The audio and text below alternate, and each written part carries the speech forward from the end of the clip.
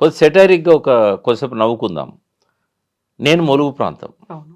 ఎక్కడైతే భూకంపం వచ్చిందో మా ఊరు అక్కడికి ఏరియల్ డిస్టెన్స్ మా అంటే 40 కిలోమీటర్ల కంటే ఎక్కువ ఉండదు. హ్మ్. మా దగ్గర జనాలు ఏమనుకుంటారో తెలుసా? హ్మ్. సమ్మక్క మీద ప్రమాణం చేసి ఆ! రేవంత్ రెడ్డి అవును. ఆగస్టు 15 లోపల రైతు రుణమాఫీ చేస్తా అన్నాడు. దేవత మీద ఒట్టు పెట్టుకున్నప్పుడు ఎవ్వరైనా కూడా మొక్కు చెల్లించాల్సిందే. హ్మ్. ఆయన మొక్కు చెల్లించలేదు కాబట్టి ఇది ఇట్లాంటి అరిష్టాలు జరుగుతున్నాయని అక్కడున్న ప్రజలు అనుకుంటాను. నేను భూకంపం వచ్చినా, నాస్తికుని నేను ఏదొచ్చినా అని. నాస్తికుడిని, నేను హేతువాదిని కాబట్టి నేను నమ్మనది. హ్మ్. బట్ ప్రజలల్లో మాత్రం ఆయనకు ఓటేసిన ప్రజలల్లో సీతక్క అక్కడ ఎమ్మెల్యే. అవును. సీతక్కను మంచి మెజారిటీతో గెలిపించిన ప్రజలంతా అనుకుంటున్నది ఏందంటే, సమ్మక్కతాల మీద ఒట్టు పెడితే నెరవేర్చాలి. ఆగస్టు 15 లోపు ఇస్తానని ఈ రోజు వరకు కూడా ఇయ్యలేదు. ఆ ఏరియాలో కూడా అందరికి రాలే. కాబట్టి ఆయన మొక్కు చెల్లించనందుకే, ఆ మాట నిలబెట్టుకోనందుకే ఇక్కడ ఇది జరిగింది అని అనుకుంటున్నారు. సో, 1 ఇయర్ అయింది కాబట్టి ఇప్పటికైనా నెరవేర్చుకోండి అని. అంటే నేనేమంటున్నా రాజకీయ నాయకులకు, హ్మ్. మీరు మోసం చేస్తారనే సంగతి మీ ఆత్మసాక్షికి తెలుసు. ఎవరన్నా గాని. ప్రజలకిచ్చిన హామీలను 100% అమలు చేసిన ఏ ముఖ్యమంత్రి భూమి మీద లేడు. రాబోయే రోజుల్లో ఉండడు. హ్మ్. ఎందుకు దేవతలను అలా దించుతారు? దేవతలకు మీకు నమ్మకం లేకపోయినా, ప్రజల కోసం మీరు దేవాలయాలకు పోయి హంగామాలు, బర్త్‌డేలు సెలబ్రేట్ చేసుకున్నా గూడా, ప్రజలకు నమ్మకాలున్నాయి దేవుళ్ళ మీద. హ్మ్. ప్రజలు కొలిచే దేవుళ్ళ మీద ఒట్టు పెట్టుకున్నప్పుడు 100% అమలు చేయండి. లేకుంటే ఒట్లు పెట్టుకోకండి. ఇటువంటి అనార్థాలు జరిగినప్పుడు మీరే కారణమని ప్రజలు భావిస్తారు. నేను అనుకోవట్లేదు రేవంత్ రెడ్డి కారణం భూకంపానికని. కానీ ప్రజలు అనుకుంటున్నారు. సో, ప్రకాష్ గారు, ఇప్పుడు మనం డ్యామ్‌ల గురించి, ప్రాజెక్ట్‌ల గురించి, మైన్స్ గురించి మాట్లాడుకున్నప్పుడు హైదరాబాద్ సెస్మిక్ జోన్ 2లో ఉన్నప్పటికి కూడా హై రైజ్ బిల్డింగ్స్ కడుతున్నారు. ఇక్కడ 50 అంతస్తులు, 100 అంతస్తులు ఇవన్నీ కడుతున్నప్పుడు స్టెబిలిటీ అనేది ఉంటుందా లేదా? స్ట్రక్చరల్ స్టెబిలిటీ అనేది వాళ్ళు సాయిల్ టెస్ట్‌లు చేస్తున్నారా? సర్టిఫికేట్‌లు తీసుకుంటున్నారా? లేదా? ఈ భూకంపం నిన్న చాలా ప్లేసుల్లో హైదరాబాద్‌లో కూడా వాళ్ళు ఫీల్ అయినప్పుడు ఎలా ఉంటుంది భవిష్యత్ అనేది? మా అమ్మాయి గురుగాంలో ఉన్నప్పుడు 22nd ఫ్లోర్‌లోనో ఏమో ఉండేది. హ్మ్. అక్కడ భూకంపం వచ్చింది. ఇది 7, 8 ఇయర్స్ బ్యాక్. ఓకే. 2016 ఆ ప్రాంతం 15లో. హ్మ్. వచ్చినప్పుడు చిన్న పిల్లోడిని భుజం మీద యేసుకొని హ్మ్. 20 అంతస్తులు మెట్లు దిగాల్సొచ్చింది. అవును. అంత భయకంపితులయిపోయిండ్రు అంతా. ఆ తొక్కిసలాట కూడా జరిగింది. అంటే ప్రజల్లో ఒక అవేర్‌నెస్ క్రియేట్ చేయాల్సిన అవసరం ఉంది భూకంపాలకు. ఫస్ట్ భూకంపాల వల్ల అంటే ఇప్పుడు ఒకసారి తీసుకుంటే రెక్టర్ స్కేల్ 1-10 ఉంటుంది. మాక్సిమం ఇప్పటిదాకా ప్రపంచంలో రికార్డ్ అయింది 9.5 హ్మ్. Richter scale. అది యూరోపియన్‌లో ఒక చిన్న దేశంలో వచ్చింది. మొత్తం సర్వనాశనం అయిపోయింది ఆ 9.5కే. తర్వాత సెకండ్ 9 వచ్చింది. 9 వచ్చింది జపాన్‌లో జపాన్. వచ్చింది. జపాన్‌లో వచ్చినప్పుడు 16,000 మంది చనిపోయారు.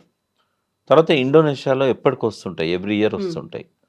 అయితే వాళ్ళేం చేస్తున్నారంటే భూకంపాలు ఎక్కువొచ్చే 7, 6, 8 ఈ రేంజ్‌లో వచ్చే దేశాలన్నీ గూడా ఆహ్, ఆ సెస్మిక్ దాన్ని తట్టుకోగలిగే విధంగా అక్కడ టెక్నాలజీని డెవలప్ జేసి అక్కడ ఇండ్లు కట్టుకున్నారు. కన్‌స్ట్రక్షన్ కూడా అలాగే ఆ! ఉంటుంది. రాత్రి భూకంపం వచ్చి కూలిపోయినా గూడా వాళ్ళకు చిన్న చిన్న వూండ్స్ అయితాయి తప్ప హ్మ్. చనిపోయేంత ఆ పైన కట్టే అంత స్ట్రక్చర్స్ తీవ్ర స్థాయిలో నష్టం ఉండదు. నష్టం ఉండదు.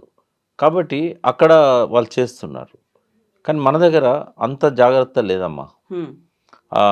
ఇక్కడ ఎట్లుందంటే టౌన్ ప్లానింగ్ ఆఫీసర్ గానీ, జీహెచ్ఎంసీ ఆఫీసర్స్ గానీ 100కి 90 మంది డబ్బులిస్తే సంతకం పెడతారు.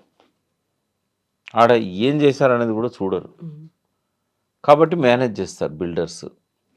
ఇక్కడ ఈ భూకంపాలొచ్చినప్పుడు మన దగ్గర మాత్రం హైదరాబాద్‌లో 20 ఇయర్స్ బ్యాక్ చిన్నగొచ్చింది. ఇప్పుడు కూడా అంతే వచ్చింది. ఒకవేళ ఇది 6.5కి పోయిందనుకుందాం. లేదా 7కి పోయిందనుకుందాం. ఫస్ట్ ప్రమాదం బంగ్లాలకు గాదు. హ్మ్. ఈ గ్రౌండ్ ఫ్లోరు, ఫస్ట్ ఫ్లోరు. ఎందుకంటే వీళ్ళు డెప్త్‌లోకి పునాది ఎయరు. మహా అంటే 4 ఫీట్లు, 5 ఫీట్లు పిల్లరేస్తారు. అవును. చాలామంది పిల్లర్స్ ఎయకుండానే బేస్‌మెంట్ తీసి కడతారు. భవిష్యత్తులో 3, 4 అంతస్తులు ఏసుకోవాలనుకునే వాళ్ళు పిల్లర్స్ ఏస్తారు. వీటికి మొట్టమొదటి ప్రమాదం అమ్మ. హ్మ్. చాలామంది ఏమనుకుంటారంటే 50 అంతస్తులే హై మొదలు రైజ్ కూలిపోతాయి బిల్డింగ్స్. అనుకుంటారు. హ్మ్. హై రైజ్ బిల్డింగ్‌కి అడ్వాంటేజ్ ఏందంటే, ఒకటేమో వాళ్ళు కనీసం ఒక 20, 25 ఫీట్లు లోపలికెళ్తారు.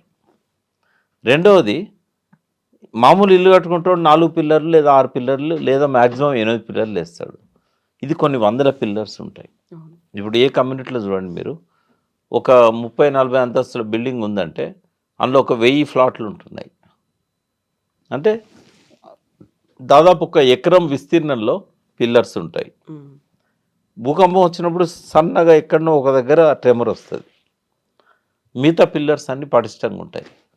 కాబట్టి బిల్డింగ్ కూలిపోవడము మా అంటే కిచెన్లో వస్తువులు కింద పడతాయి కావచ్చు, లేదా మంచం కొంచెం అదిలినట్టు అవుతుంది కావచ్చు, టీవీ మీద పెట్టిన ఫోటో ఫ్రేమ్ కింద పడుతుంది కావచ్చు, ఉమ్. అంతకుమించి ప్రమాదం Damage జరగదు అనేది ఉండదు. జరగదు Yeah. ఎప్పుడు వీటికి డేంజర్ వస్తుందంటే 6.7 6.8 నుంచి 7.5 ఆ రేంజ్లో ఉన్నప్పుడు మాత్రం ప్రమాదం వస్తుంది. సెకండ్, ఈ టెక్నాలజీని మన అపార్ట్మెంట్స్లలో కూడా వాడుతున్నారు. సెస్మలాజికల్గా ట్రెమర్స్ వచ్చినప్పుడు తట్టుకునే విధంగా మంచి కంపెనీస్ కట్టే అపార్ట్మెంట్స్ అన్నీ కూడా బ్రాండెడ్ కంపెనీస్ వాళ్ళు అది ఖచ్చితంగా వాడుతున్నారు, భూకంపాన్ని తట్టుకునే విధంగా ఉండేటట్టు భవిష్యత్తులో. ఉమ్. బట్ వాటి ఎంతకాలం అది ప్రొటెక్ట్ చేస్తుంది ఆ బిల్డింగ్ను, అది కూడా రస్ట్ వచ్చేసి ఏమన్నా స్ప్రింగ్స్ అని వాళ్ళు ఏం టెక్నాలజీ వాడుతున్నారో అది మన ఎర్త్ సైన్స్ సైంటిస్టులు చెప్పాలి. ఒకటైతే భూగర్భ శాస్త్రవేత్తల అప్రూవల్ లేకుండా దేనికి కూడా పర్మిషన్ ఇవ్వకూడదు. అవును. అంటే ఏ లెవెల్లో వాళ్ళు అప్రూవ్ చేయాలంటే జస్ట్ వాళ్ళు పిల్లర్స్ వేసేటప్పుడు ఈ జాగ్రత్తలు తీసుకుంటానులా లేదా, అదేమన్నా ఉందో లేదో ఈ అపార్ట్మెంట్స్ కన్స్ట్రక్షన్ల పర్మిషన్ కోసం, కానీ లేకున్నా పెట్టాలి.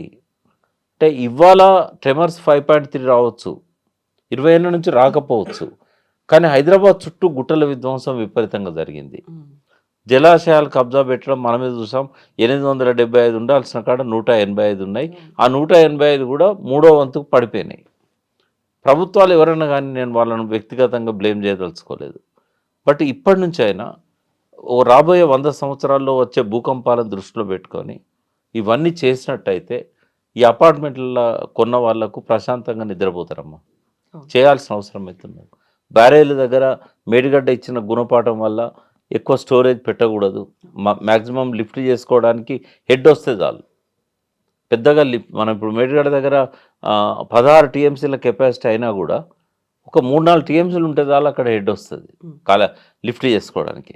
కాబట్టి దాన్ని స్టోరేజ్గా వాడకూడదు. ఏ బ్యారేజ్ కూడా స్టోరేజ్గా వాడకూడదు. డ్యామ్స్ అనేది ఈ రోజు నుంచి ప్రభుత్వాలు ఒక డిసిషన్ తీసుకోవాలి. నో డ్యామ్స్ కట్టకూడదు, ఎక్కడ కూడా కట్టకూడదు. ఏ డ్యామ్ అయినా కూడా భూకంపానికి మొదటి కారణం ఈ ఓపెన్ కాస్ట్ మైన్స్ కానీ కోల్ మైన్స్ కానీ రెండవ కారణం, గుట్టల విధ్వంసం మూడవ కారణం. తర్వాత ఇక కింద ఉండే అగ్నిని మనం ఏం చేయలేం.